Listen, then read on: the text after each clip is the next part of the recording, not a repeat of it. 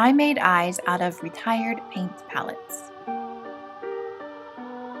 It all started when my sister suggested that I frame these paint palettes. They are retired, I've used them, I think they're beautiful, and I treat them like paintings in and of themselves. And the next step, truly, is to figure out how to elevate them. Each paint palette takes on the colors of whatever I've been painting recently. So the pink comes from this square, this block. The light tones, the purples and the blues, come from that painting. And then as I finished them, I glued on string onto the back. And it was good for a time, but I bet I can do better. It's time to get all of this glue off, all of this string off, and see what it is like to start fresh.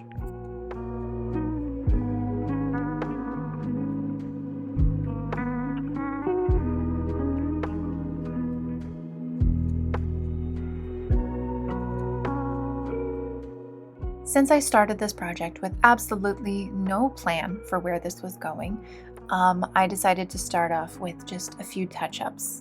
I could brainstorm while I figured out how they could look nice. Make sure the backs are black, the edges are black. Well, not the edges in the same way as that one, but you'll see soon enough. Just make sure they're a little bit uniform and nice looking overall. Next, I tried to look and see what frames would work for these. I could use a square and it would fit nicely in there. That's the only square I had. The rest of them showed me just how specific I was going to need to be. I was going to need to be really picky. And when you need to be really picky, you can end up with something really special, but it will take a little bit of time.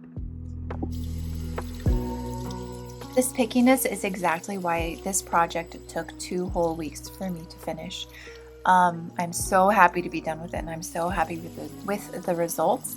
And I'm also glad I took my time along the way, because starting with palettes that I like, with colors that I like, with it feeling really crisp and clean, you see that black on the back, it really set me up for success. It just took me a while.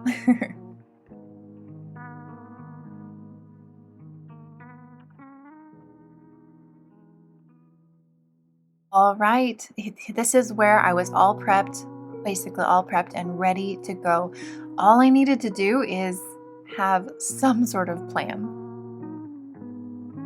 I sat in my car before pickup for my son's school and wrote on some junk mail a few things that I needed to buy and some ideas about how to.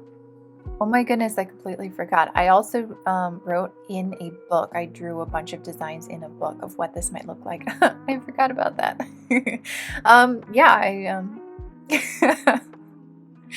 This is how dedicated I am. Know how obsessed I get with these projects. They sit in my brain. And if I don't have any paper around me as I'm working on them, I will find paper. Junk mail and books.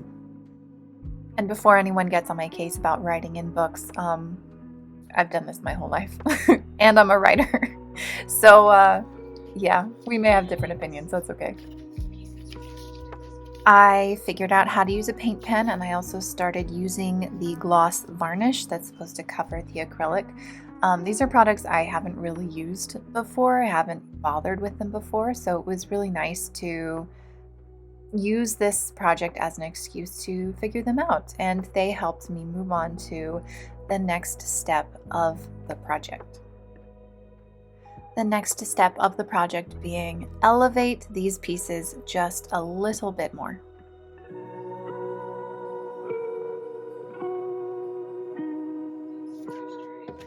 Since I hadn't found a frame that worked yet, I decided to pull out these little wooden circles so that if I decided that hanging was my only option, at least I could do better than those little bits of felt that I had before. So I painted up a bunch of those little circles just to see what would happen.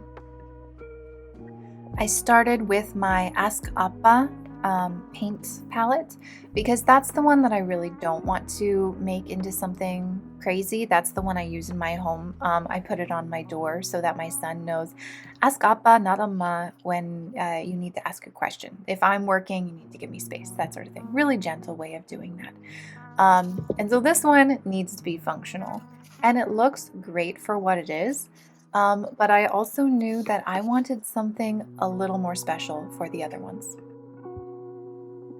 It was time to give up on finding a frame that I wanted for this project, and I started looking for marquee shapes, teardrop shapes, ovals, and what I ended up finding are these football shapes from the craft store, and they were absolutely perfect. It did feel a little funny to paint over a football so I could make an eyeball, but you do what you gotta do. I added these little circles so that I could see what it would look like stacked up, to see if I could get a little bit of depth. This is where I started getting excited because I knew that it was going to work. It looks like an eye, guys. It looks vaguely creepy, but not too creepy. The colors are super bright. The only thing I wasn't quite sure of was the white background. I thought, all right, maybe I can make it even more interesting. I can push it. And if it breaks, if it turns out to be a bad decision, breaks meaning like the image goes wrong, I can still paint it white again. Did I paint it white again? Nope, because I am so happy with how it turned out. Once I started gluing everything in, I was committed. I was ready to dive headfirst into this design and follow it all the way through to the end.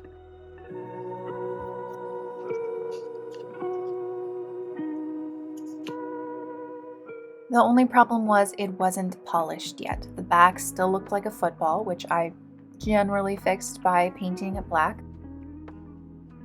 The edges I also painted black because before they were white and brown and a little muddled, and I basically gave them eyeliner, which cracks me up because I'm not a person who really wears makeup much, so I spent way more time on the eyeliner for these wooden eyeballs than I've ever done for my own eyes.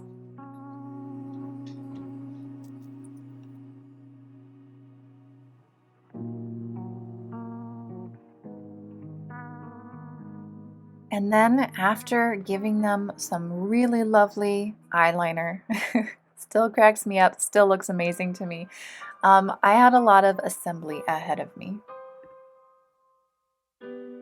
I decided to add felt to the back of the pieces so that I could cover up a little bit of football stitching and also make it so that when you hang it on the wall touches the felt, not the paint. That way it won't scuff or stick or do anything awkward there.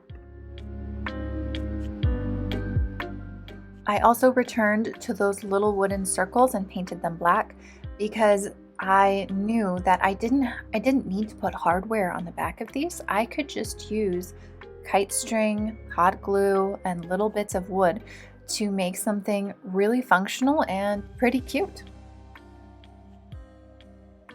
This is why I love exploratory projects like this. It's because I may have a direction to go, but how I get there is all creative problem solving. I am pretty proud of how I solved the problem of how to display these pieces because I didn't want string coming up the top. I didn't want to nail hardware into the back and just risk destroying this poor thing. Oh, hello, eyeball. The back does look a little bit like a face, which did crack me up the whole time. I thought, oh no, I'm gonna have to fix this. But as you'll see, it doesn't really need much fixing.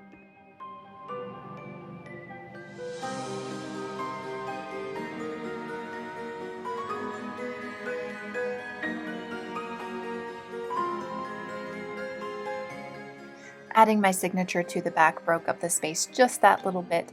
And oh my goodness, I am so happy with these guys. They went from little paint palettes on my wall, just hanging from string, and they became vaguely creepy eyeballs with a lot of personality. Would you put this on your wall? See, that's my question. I would love to have these on my wall. My husband, not quite so much. He'll survive, or I'll keep them in my lab. But what would you do? Would you have them in your space? What room would you put them in? As always, gotta finish up with a bit of tidying, gotta clear out the chaos so I can start another mess another time. See you then.